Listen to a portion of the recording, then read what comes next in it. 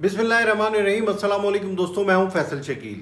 आज बात करेंगे सिंध पुलिस में सियासत की कि कौन कौन से मोहरे और कहां कहां के अफसरान जो है वो क्या सियासी खेल खेल रहे हैं और किस तरह से अफसरान की तब्दीलियां हो रही हैं और इस वक्त सिंध पुलिस के अंदर क्या चल रहा है।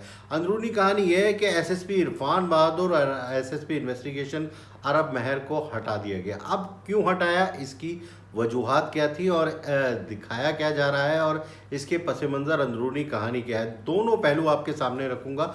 सबसे पहले तो ये बताऊं कि बेस ये दिखाई जा रही है, बताया जा रहा है कि जो एक सिक्योरिटी कंपनी थी कायदाबाद के इलाके में, 31 जनवरी को वहाँ पर जो है वो एक पुलिस मोबाइल और एक सफ़ेद रंग की गाड़ी में कुछ मुसल्लह अफराद आए और वहाँ से 114 शॉट गने, 40-30 बोर पिस्तौल, इसके अलावा 200 सिक्योरिटी गार्ड्स की वर्दियाँ और दीगर सामान लूटकर फरार हो गए। अच्छा, ख़ास बात यह है कि ये सिक्योरिटी कंपनी किसकी थी। ये सिक्योरिटी कंपनी बज़ाहिर तौर पर तो एक रिटायर्ड फ़ौजी देख रहे हैं, लेकिन उसके असल मालिक जो है अपोजिशन लीडर अलीम आदिल शेख के सगे भाई हैं।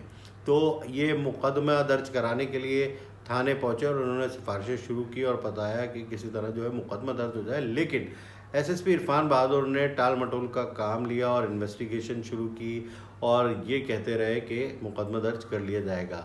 बिल आखिर जो है जब ये पता चला कि ये जो है वो कोर्ट जाए और अफसरान की जानिब से ये हिदायत है कि हर वाक़े का मुकदमा दर्ज किया जाए, इस पर जो है वो एसएसपी इरफान बहादुर ने मुकदमा दर्ज कर लिया। 7 फरवरी को ये मुकदमा दर्ज किया गया और मुकदमा दर्ज होने के बाद जो है वो उसकी तफ्तीश शुरू कर दी। अब वज़ीर आला सिंध को जो रिपोर्ट दी गई उस पर बताया गया कि पीपल्स पार्टी के शदीद ख़िलाफ़ जो अलीम आदिल शेख हैं उनके भाई को फेवर पहुंचाने के लिए जो है वो ये मुकदमा दर्ज किया गया और इस तरह की वो किया गया और इस तरह से ये तमाम खेल खेल कर जो है वो एसएसपी इरफान बहादुर और एसएसपी अरब महर को हटाया गया। ये चीज़ बताई जा रही है, दिखाया जा रहा है, जबकि मैं आपको बताऊं कि इसके पीछे एक बहुत बड़ी सियासत है और बहुत बड़ा खेल है।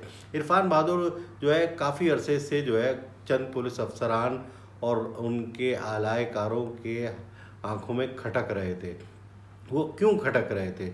इसलिए कि इरफान बहादुर ने वो जो मलीर में धंधा चल रहा था राव अनवार के दौर में और जो रेती बजरी का करोड़ों रुपए डेली का काम चल रहा था, वो तमाम जो है वो गुत्थे बंद करवा दिए जहाँ से रेती बजरी चोरी करके बेची जाती है और बिल्कुल सख्ती के तौर पर कोई भी जो है मलीर से रेती बजरी निकालना या वहाँ से मुंतकिल करना नामुमकिन हो गया था। तो ये तो एक बड़ा सूरत हाल थी, एक काम था। दूसरा, सरकारी ज़मीनों पर कब्ज़े के लिए जो अली हसन बरोई जो लैंड ग्रैबर है वो पर तोड़ रहा था और सरतोड़ कोशिशें कर रहा था, लेकिन इरफान बहादुर जो है वो सामने उसके दीवार के तौर पर थे और नहीं करने दे रहे थे उस तरीके से काम जिस तरह से अली हसन बरोई चाह रहा था।